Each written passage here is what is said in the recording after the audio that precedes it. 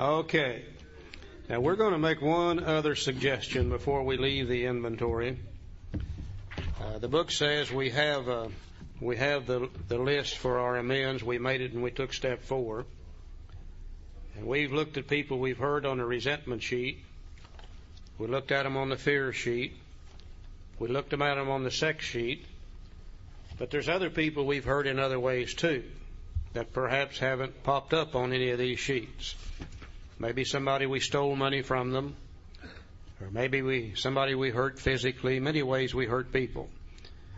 And any of those names that haven't come up on at least one of these 3 sheets, we suggest we take this 4th sheet, a review of harms other than sexual, and do exactly the same thing with it that we have done with the other sheets. Column 1, who did I hurt? Column 2, what did I do? Column 3, what part of self is affected? Column 4, what feelings did I create in others? What should I have done instead? Column 5, which character defect is involved? And if we'll do that, then we've got everything we need here for 4, 5, 6, and 7, 8, and 9. And when we've done this sheet, when we have completed our inventory, we've got everything we need now for 4, 5, 6, 7, 8, and 9. And now then we're ready to get on with our business. Very, very simple procedure. Now let me ask you something. Did we see anything here to be afraid of? Did we see anything that was so complicated we couldn't do it? Did we make a list of dirty, filthy, nasty items? Did we get any positive results from this? Yes. Is there any reason why we shouldn't go ahead and do step 4? We don't need to procrastinate any longer, do we? It is simple enough that we can get with it, get on with the program. A little bit of study and a little bit of help with your sponsor and a couple of evenings, you can have it done just that quick. Now the book says if we've been thorough about our personal inventory, we have written down a lot. We have listed and analyzed our resentments. Now some people look at the word analyzed as a bad word. All this is another word that means truth. We have taken a truthful, a moral, truthful, honest, analytical inventory. To analyze something simply means to get down to the truth of it. Now, he didn't say it, but we've listed and analyzed our fears. We've listed and analyzed our sexual harms. We've listed and analyzed harms other than sexual. We've begun to comprehend their futility and their fatality. We have commenced to see their terrible destructiveness. Now, here's some results. We have begun to learn tolerance, patience, and goodwill toward all men, even our enemies, for we look on them as sick people. My God, what a change in personality already. This is a real change taking place here in step 4. We don't have to wait till step 12 to get something. We have listed the people we've hurt by our conduct and are willing to straighten out the past if we can. In this book, you read again and again that faith did for us what we could not do for ourselves. We hope you are convinced now that God can remove whatever self-will has blocked you off from Him. If you've already made a decision to step 3 and an inventory of your grosser handicaps, you have made a good beginning. That being so, you have swallowed and digested some big chunks of truth about yourself. So now, what are some of the grosser handicaps which we've looked at?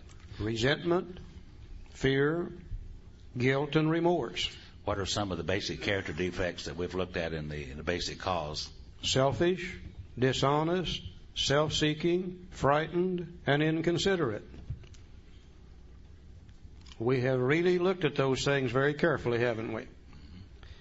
Now, the book recognizes it will never be perfect. It said these are our grosser handicaps. I think one of the great mistakes being made in AA today is everybody sitting around and waiting till they get well so they can do step 4 perfect. You can't do that. Let's get rid of these grosser things. We've got another step later on that we're going to use this process for the rest of our life. We'll be inventorying forever, and it'll get better and better. But these are the major things that kill us. We got them behind us. Now we can get on with our business. You know, I think this is all the inventory I need anyhow. As I look back in my lifetime, I can't spot an emotional problem I've ever had that didn't revolve around one of three things. Madder than hell at somebody, scared to death about something, or I'd done something I shouldn't have done and the guilt and remorse was eating me up. As I project my mind in the future, I don't see anything that's going to bother me that's not going to revolve around the same three things.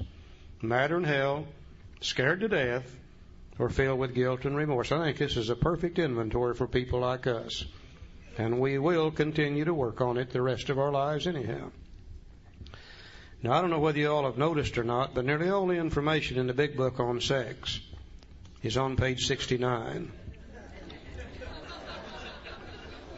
I don't know that has any significance whatsoever. That just happens to be where nearly all the sex information is on page 69.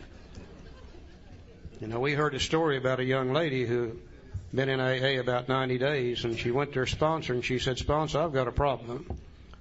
Her sponsor said, "What is it?" She said, "Well, it's this sex thing." She said, "Sober, I don't know what to do. Anything I've ever done in the sexual area, tried to attract a member of the opposite sex or anything else, it's always been while drinking. And sober, I just don't know how to function." Her sponsor said, "Well, go home, get out your big book. Read page 69.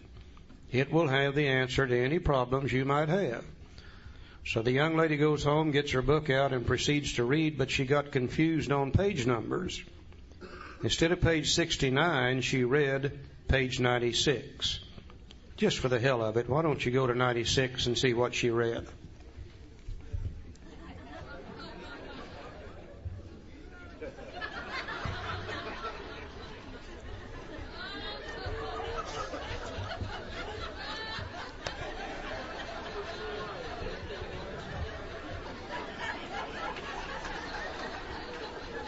I think that's one of the most appropriate things I've ever read. It just goes on and on and on.